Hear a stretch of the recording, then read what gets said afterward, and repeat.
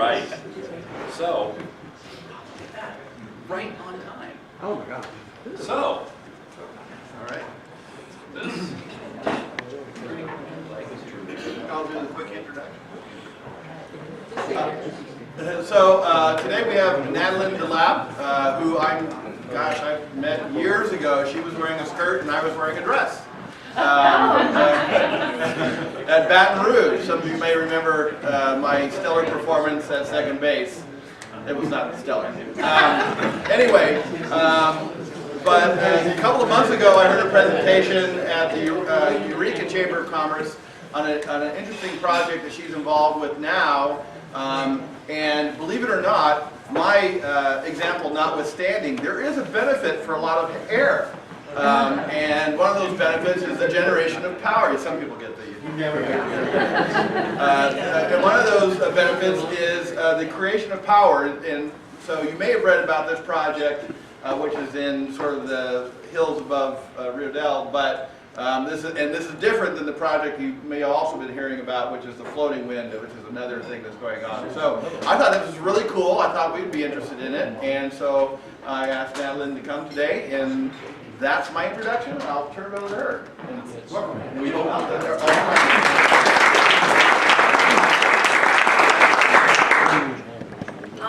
So first off, thank you very much for having me here today. You guys are a very fun crowd, and I appreciate smiling faces. So, I do a lot of public speaking, and it still always gives you that little like. So bear with me. My name is Natalynne DeLapp. I am a local community member. I've been in Humboldt for about 12 years now. I'm a Humboldt State graduate, and I am working as the community liaison for Terra-Gen. And Terra-Gen is the project developer for this Humboldt wind project. Show of hands, has anybody heard about this project already? Just a couple people, so good. We're here. So a little bit first, Terra-Gen. Who is Terra-Gen? It is a privately held renewable energy company. It does not have any fossil fuel in its energy portfolio. It's based in San Diego, and it is the most experienced renewable energy developer in California. It currently owns and manages about 40% of the wind projects in California. And that is special and unique because for anybody who's done land use permitting in California, you understand that we have special California environmental laws like CEQA and Endangered Species Act laws that don't apply in other states. And so for companies from out of the area that are trying to do projects in California, it can be very difficult if they're not used to that kind of compliance, whereas Terra-Gen is very accustomed to working in California.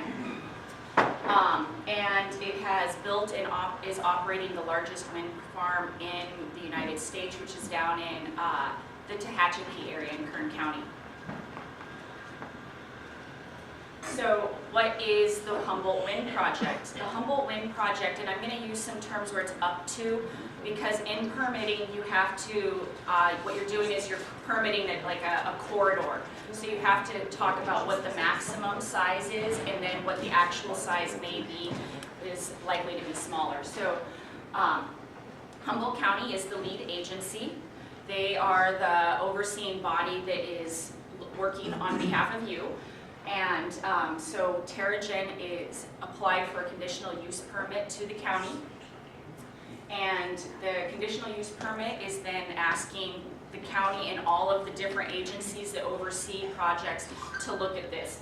So they're looking at up to 60 turbines that would generate 155 megawatts of power.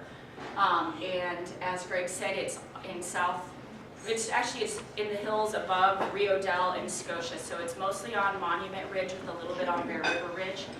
It's all on private property. It's mostly on Humboldt Redwood Company with a little bit on Russ Ranch. And the connection would tie into the Bridgeville substation, which is a 24 miles from the project corridor. And what's currently been happening, so the conditional use permit was applied for last year in June, and then that begins the CEQA study process. We had scoping with the county in August, which was the first public announcement for the project. Since then, we've hosted 4 open house meetings, Eureka, Arcata, Fortuna, and Scotia. We've had over 250 people have come out, and so now what we're doing is doing more small group.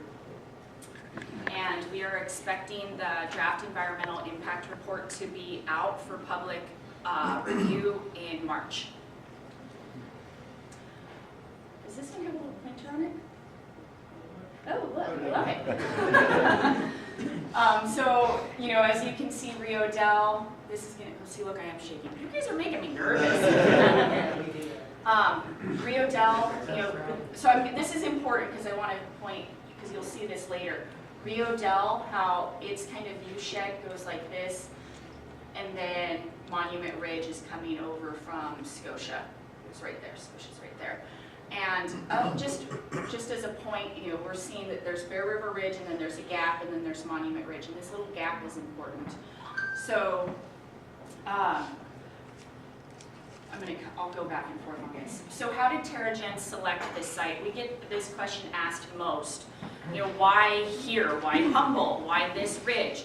To say that this has been a very thorough process that Terra-Gen has conducted over the past 5 years would be an understatement.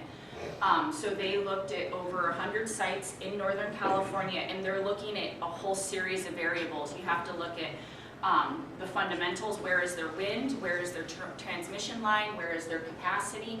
Where can they actually access a site? Where are their roads? And where are their permitting potentials? You know, some areas might have different types of bans, or, you know, again, we're looking at land use planning, so you have to find the place where you can pinpoint in. And then you also have to look at wildlife issues. So, you know, going back, you know, in Humboldt County, they looked over where the original Shell Bear River wind project was further, was further west toward Petrolia. They also looked over here at Shively Ridge. They've looked, you know, there's other ridge lines, Long Ridge and Rainbow Ridge are kind of down like this way. So they looked at these other sites, and after talking to U.S. Fish and Wildlife Service, after talking to the Department of Fish and Wildlife Service, also after looking at the feasibility and how do you move these really large turbines up and into an area, it came to these locations. And I will note again that this little spot right here, as we can see, is a drainage. It's a low part. That is a non-used area because as birds move through there, they fly through the low spots. So that's an area that's not being proposed. So again, you know, they've looked at this, they've narrowed it down, and this is the location where they're looking to permit within this corridor. And as I was mentioning, I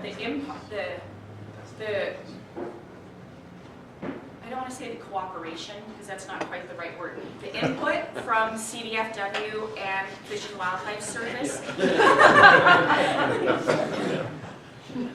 Those agencies are working for you. Let me kind of like take a step back. When we look at projects, and if anybody knows what I did in my past life, I used to work as the executive director for EPIC, which is the Environmental Protection Information Center. That's a company, an organization that really knows how to work in and around land use and agency work, and I have worked on stopping a lot of projects over about a decade, and so I understand both, you know, how to stop projects, and then what we're looking at is how to make a project designed well so that it can move forward.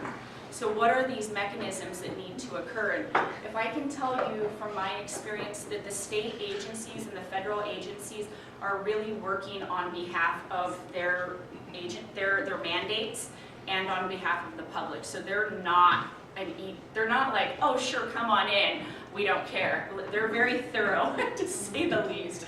So you know, there's a lot of input and back and forth on the design of this project to make sure that it's going to have the least impact on wildlife and water resources. So that brings us to wildlife.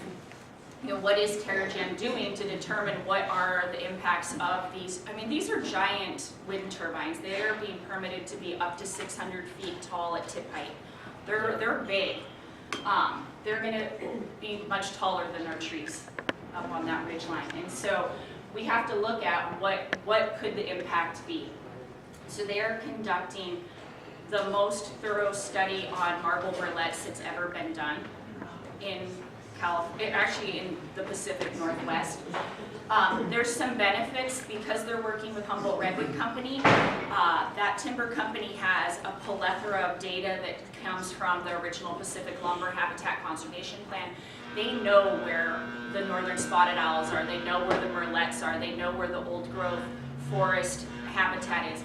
And this is different unlike maybe down in Kern County or Tehachapi where you're working with just private landowners. They don't keep track of where their wildlife is.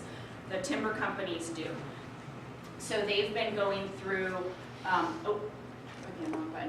using this helicopter. They fly around and they look at all the known nest sites for raptors. And so they physically are looking, there's historic data that an eagle used to be here. Is there still an eagle here? They are using this cool little machine.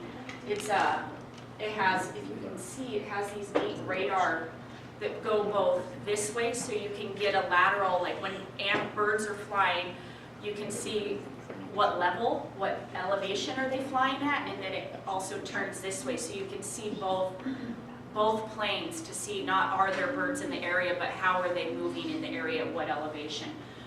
They've got acoustic towers up that are these Met towers that are listening for bats. So they're doing this very intensive use pattern to see what is going on, where are these animals, what would the impact of this be, and then they're looking to site the turbines and choose the different types of turbines and the different heights of the turbines to best use the space for wildlife and for wind. Take a breath. So, environmental review. Are people familiar with the environmental review process of CEQA? Or kind of mostly familiar with that process? So, California has a very thorough, systematic process for how projects move forward. From the inception, hey, we have an idea, to let's study the idea, to public review, to then let's put some additional conditions on it, and then possibly we get it approved. So all of the studies, the technical reports from Terra-Gen, it's working with this other company called Stantec to put all their studies together. Then this county has its own third party, its AECOM, is actually creating the environmental review document. AECOM is basically working for you, so they're making sure that these things are, does this make sense? And like I said, probably in March, we'll have a draft environmental impact report. So for those of you who like to read 600 pages of studies, it's coming. That used to be my pastime. So for those of you who like to read those, it's coming. The project is designed to avoid impacts. So when you have a project, the first thing you're trying to do is trying to avoid impacts, but where you cannot avoid impacts, you're seeking to mitigate impacts below the threshold of significance. That's a CEQA term, it's one of those wonky words, but you gotta bring it down to where it's acceptable. So one of the big questions that a lot of people are very interested in is overhead lines. So we talked about, back to this map. So here's where the wind would be generated, but now you have to take it from where it's being generated out. And this is an interesting part, it's either going to go over the river or under the river. It can do either. I just want to talk a little bit about going under the river. Under the river is designed to reduce birds fly through the river corridors, so you just want to have, you don't want to clothesline birds. It would be a small tube that goes under the river. This is actually fairly common, I didn't know this. The city of Rio Dell, because Rio Dell's split between two sides, it has a lot of lines that run under the river, so it was more common than I understood and thought. So it could go under the river. It may be able to go over the river if they are able to site it differently, but that's one thing I want to just call people's attention to. And then it goes out 20-something miles out to Bridgeville. And the reason it goes to Bridgeville is because that is the location in the grid where there's capacity to plug in. It's like you're generating a lot of power, you gotta figure out where you can plug it in. It doesn't fit in King Salmon, so it has to go to Bridgeville. And this is an example of what the overhead transmission lines look like. They're not those giant, big metal ones that, they have full control of the property along the transmission lines. And then Terra-Gen is legally responsible, and I bring this up also, is legally responsible for maintaining the clearing around here. And most of the land, again, is owned by Humboldt Redwood Company. Humboldt Redwood Company is a company that it makes its money by harvesting timber. And I bring this up because of fire. As we're all very sensitive to PG&E and fire and transmission lines, Terra-Gen is in charge of keeping this clear, and one of the conditions of Terra-Gen's working with Humboldt Redwood Company is that they do their best not to burn down their timber. So that would be really problematic. So, they keep the clearing through their, relatively small transmission lines. How do these turbines come in? They would come in through Fields Landing by barge in through the bay, and then they enter a truck. They get on a truck and come on to Highway 101, and then right at the Jordan Creek off-ramp, they make a right, and they enter Humboldt Redwood Company, and then they're going to do there's existing logging roads that would be improved to come up and access the site.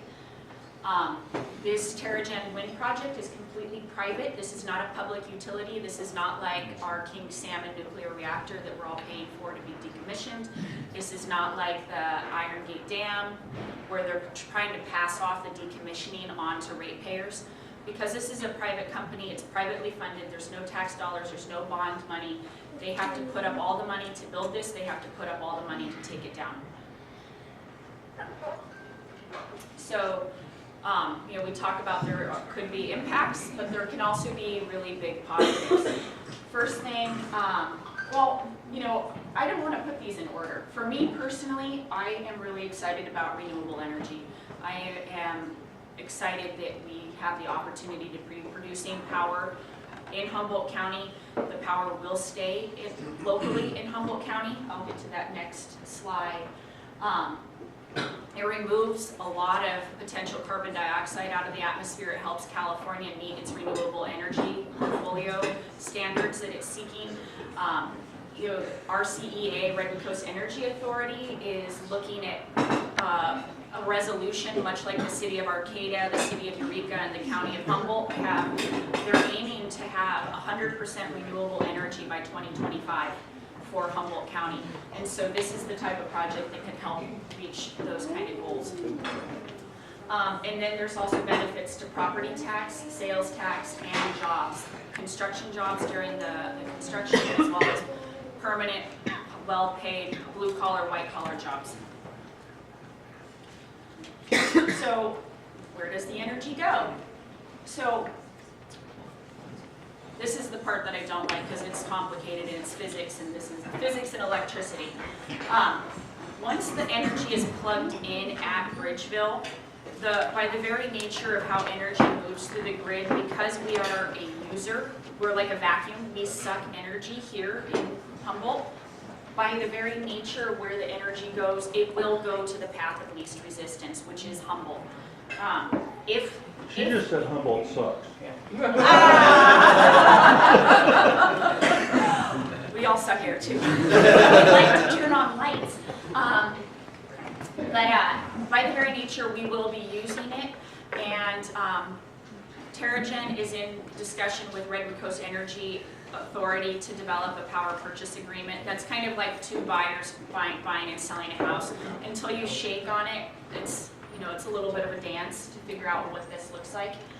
But the energy, just by the very nature of it, will stay local. And the grid doesn't determine what's a green electron and what's a brown electron, but the goal on an overall California level is to put more green electrons into the grid so that we're reducing the amount of fossil fuels that we're using as a state. And just as an aside, currently our our energy comes from natural gas mostly, and that is coming from the Dakotas. So currently, where are we getting our energy? And so unless you're paying that extra rate through RCAS for renewable, which is also being developed out of the area, our energy comes from natural gas. And so this project, if it comes online, would be able to, and our natural gas plant is a peaker plant, so it comes on when it's needed. So right now, as we can see, there's not a lot of wind outside. Wind is variable. If this project was on 24 hours a day, 365 days a year, it could provide all the power Humboldt County needs. But wind doesn't work like that. That's why we have solar also. Solar during the day, wind tends to be generated in Humboldt County at night. So it's a really nice balance. Solar during the day, wind at night.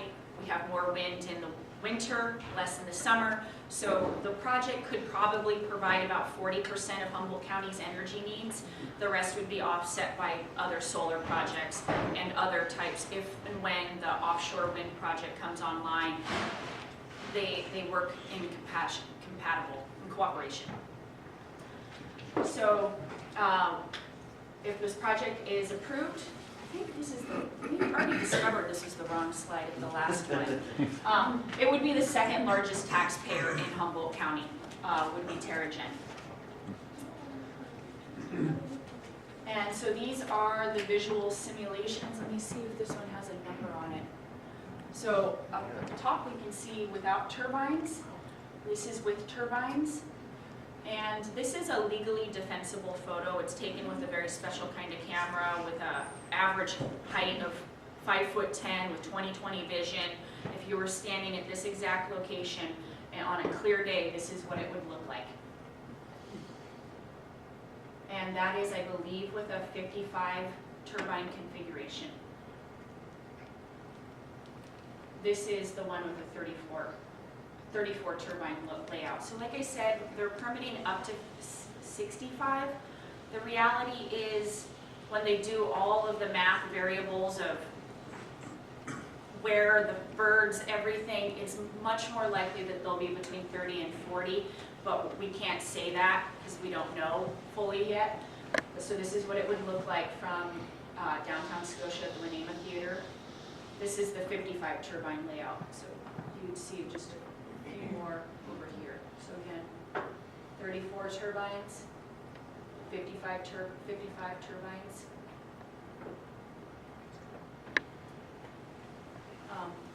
We also know what those. Is 30 the viability point? What they're doing is their goal is 155 megawatts. And so with turbines, there's not just one model of wind turbine, just like there's hundreds of models of cars.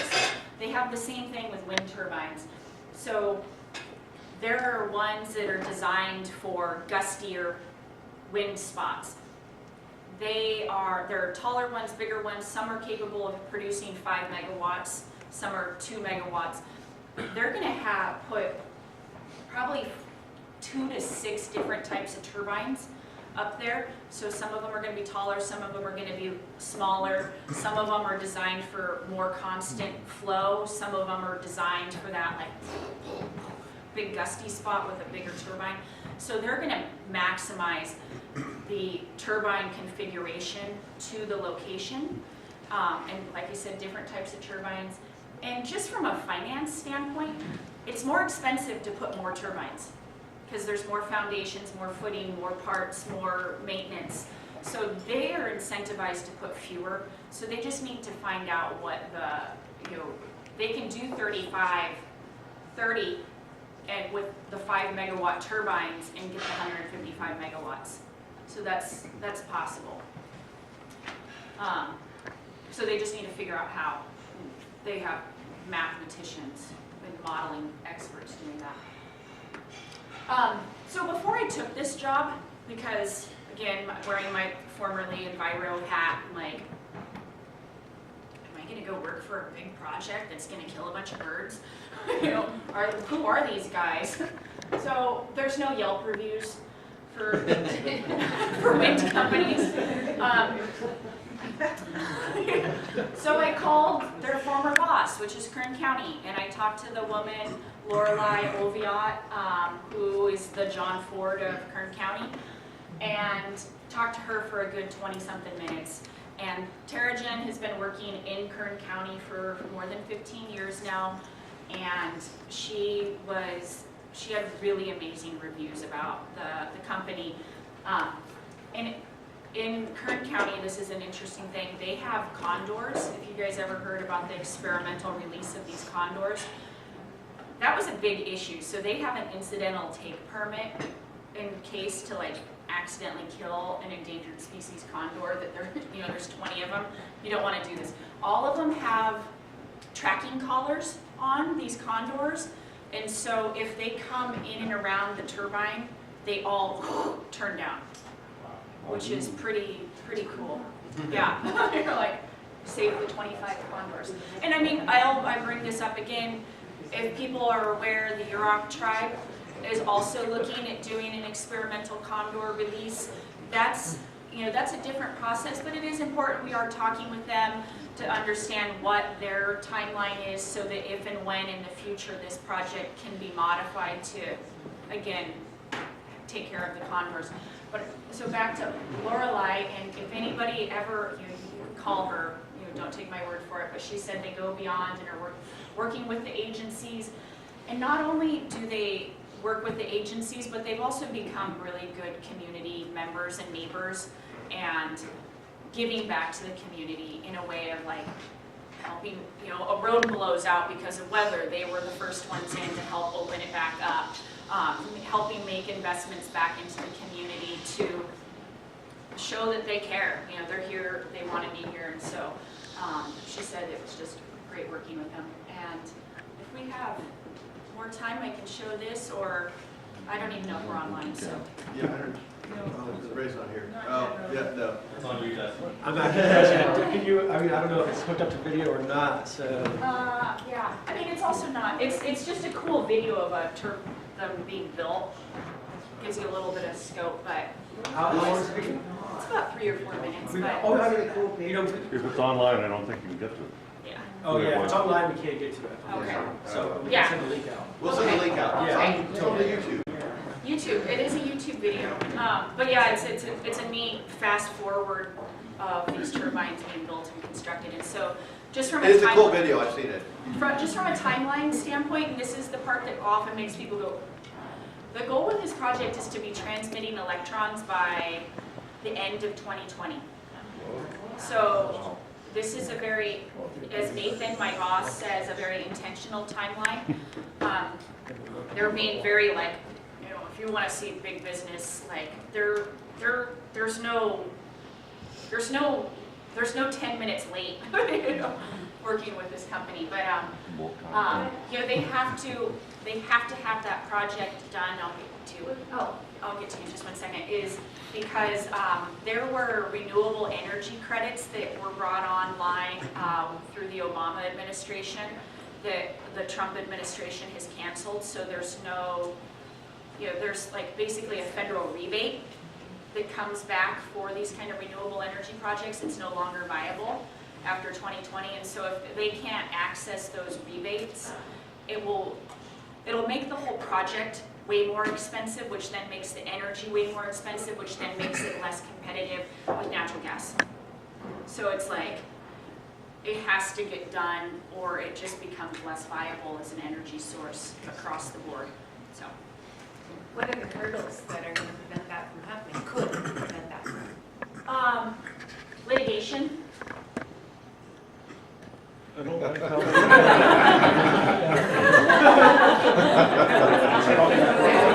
So one of your slides said that there's going to be up to 300 jobs and 15 permanent positions. Are those going to be from here or from outside or both? Both.